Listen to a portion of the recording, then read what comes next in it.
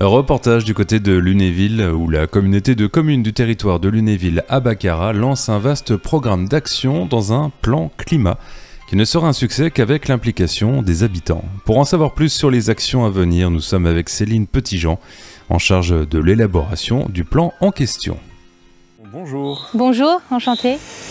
Alors on est en forêt de Mondon parce que dans le constat d'impact, vous avez déterminé qu'il faudrait 7 forêts de Mondon pour absorber tout le carbone émis par le territoire chaque année. Voilà, c'est ça. Alors c'est des données qui nous viennent de la région Grand Est. Donc en fait on émet 700 tonnes de CO2 par jour, donc on est à 254 kilotonnes par an. Donc ce qui est assez conséquent. Sachant qu'on a l'avantage d'avoir un territoire qui est quand même très vert, donc on a beaucoup de prairies, d'espaces verts et d'espaces boisés, ce qui nous permet quand même d'absorber 30% de ces émissions, mais il nous faudrait quand même cette fois la forêt de Mondon pour absorber la totalité. C'est énorme. Donc voilà, c'est assez conséquent. C'est des chiffres qui font parler et on dresse le constat qu'on doit agir aujourd'hui avec l'ensemble des acteurs du territoire. Donc c'est pour ça qu'on est lancé aussi dans un plan climat. Oui, alors c'est ça, finalement, le point de départ de tout ça, c'est ce plan climat que vous allez mettre en place sur le territoire. Un plan climat que vous souhaitez partager et inclure avec les habitants. Oui. Ça ne pourrait pas réussir sans eux, finalement. Oui, tout à fait. Donc là, en fait, on a déjà lancé une grande phase de diagnostic où on a vraiment des remontées de terrain et des données justement régionales sur tout ce qui va être consommation énergétique, émissions de gaz à effet de serre, émissions de polluants atmosphériques. Donc on a fait tout ce constat-là, on a fait des bilans, des synthèses par secteur d'activité, par type d'énergie, voilà ce que nous demande l'État. Mais c'est vrai que maintenant on est plutôt dans une phase de construction de la stratégie, c'est-à-dire comment on va faire pour diminuer notre impact, réduire nos consommations. Et tout ça se fait avec les élus, les associations locales, mais aussi les citoyens. Donc c'est vrai que là on est en train plutôt de construire une réflexion autour de la concertation avec le grand public, donc on va initier là quelques démarches prochainement et sur l'automne de sensibilisation, d'enquête publique. Et puis l'idée c'est qu'en 2024 on propose à la population et à tous les acteurs, ça concerne aussi les entreprises, donc je l'ai dit, les élus et tous les citoyens dans des ateliers de travail pour construire un plan d'action justement qui convienne à tous et puis qui nous permette de répondre à tous les enjeux climatiques. En fait, on parle d'un territoire plan climat, air, énergie territorial. C'est quelque chose de national, en fait, où on peut avoir des subventions, des financements, ce genre de choses? Alors oui, sur certaines actions bien ciblées, en fait, c'est pas tant le plan climat en lui-même qui va nous permettre d'avoir des financements. Le plan climat, c'est quelque chose qui est obligé pour les collectivités de plus de 20 000 habitants. Ça permet de faire un état des lieux sur tout ce qui est consommation énergétique, émissions de gaz à effet de serre, polluants atmosphériques sur le territoire et de mettre en place des actions. Donc ça permet vraiment de définir une stratégie globale d'action avec des fiches actions qui seront très précises et où là, ponctuellement, on va pouvoir venir chercher des financements. Et on parlait de l'impact des 700 tonnes de CO2 par jour. C'est principalement, dans vos chiffres, c'est le transport qui est en premier, l'agriculture en deuxième. Oui. Là, par exemple, je repense à l'autopartage électrique. C'est une des actions qui peut permettre d'aller dans ce sens, quoi. Tout à fait. En fait, l'idée, c'est... Alors après, la collectivité, en fonction de ses compétences, va pouvoir agir sur tel ou tel secteur d'activité.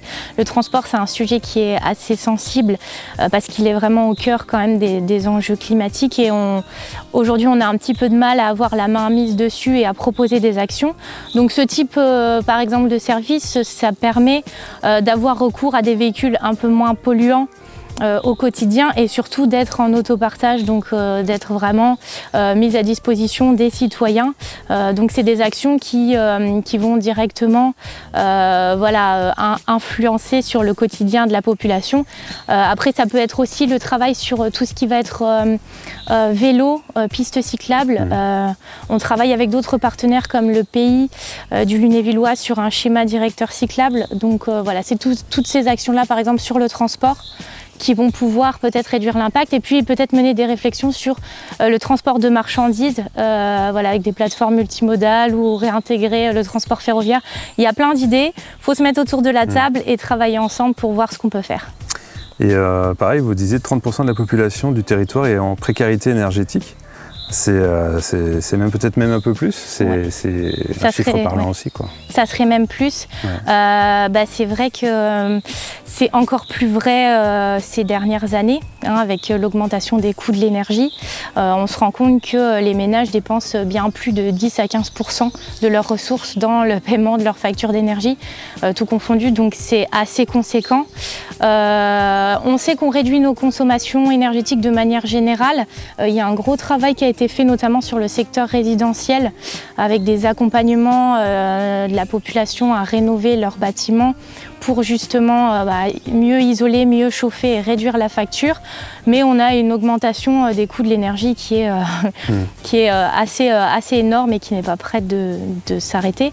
Donc c'est vrai que voilà, on a de plus en plus en fait, de ménages qui, même gagnant bien leur vie ou modestement, voilà, sont en précarité énergétique. Et alors du coup, qu'est-ce que vous allez présenter à cette soirée de lancement le 22 juin vers les habitants? Il y a des choses déjà un peu concrètes ou des choses qui sont encore en étude? Alors le but c'est de présenter le contexte. On va avoir voilà, quelques élus qui seront présents pour réinscrire le territoire dans le contexte national et dans ses enjeux climatiques. Mais ça va être aussi le moment d'expliquer notre démarche.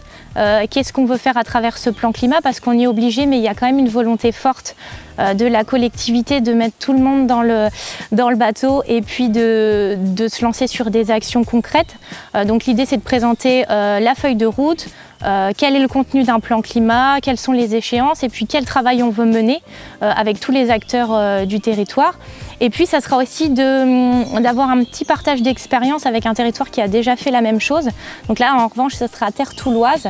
Donc l'intérêt ça va être de pouvoir échanger sur justement leur méthodologie, les freins qu'ils ont pu connaître, quelle est l'opportunité pour eux d'un plan climat et de présenter tout ça en fait à la population et aux associations locales. Et puis d'engager en fait quelque part la concertation. Et la population, elle va avoir un flyer en fait qui explique un peu ce plan, justement, avec le constat et... Oui, tout à fait.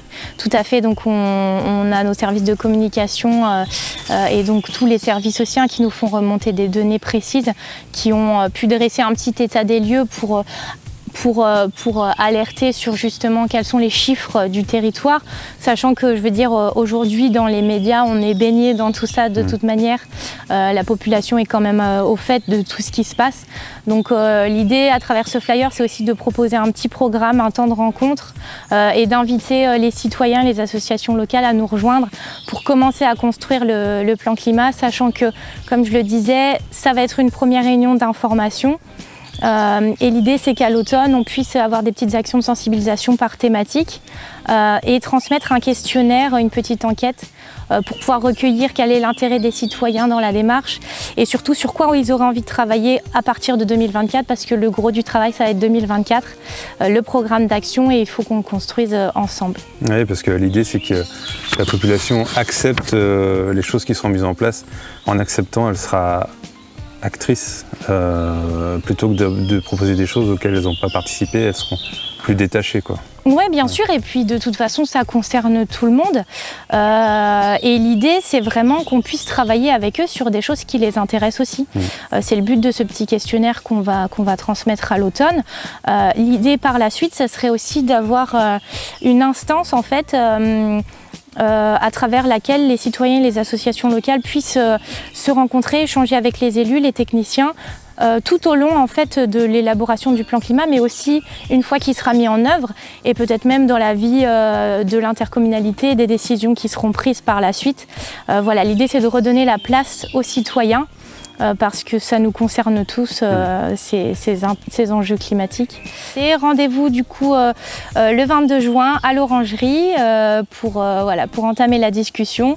Et puis en 2024, donc avec, on espère, des citoyens qui seront force de proposition pour construire avec nous des actions voilà, qu'on va pouvoir mener à partir de 2024 et au-delà et réévaluer au fur et à mesure si on arrive à construire cette instance citoyenne.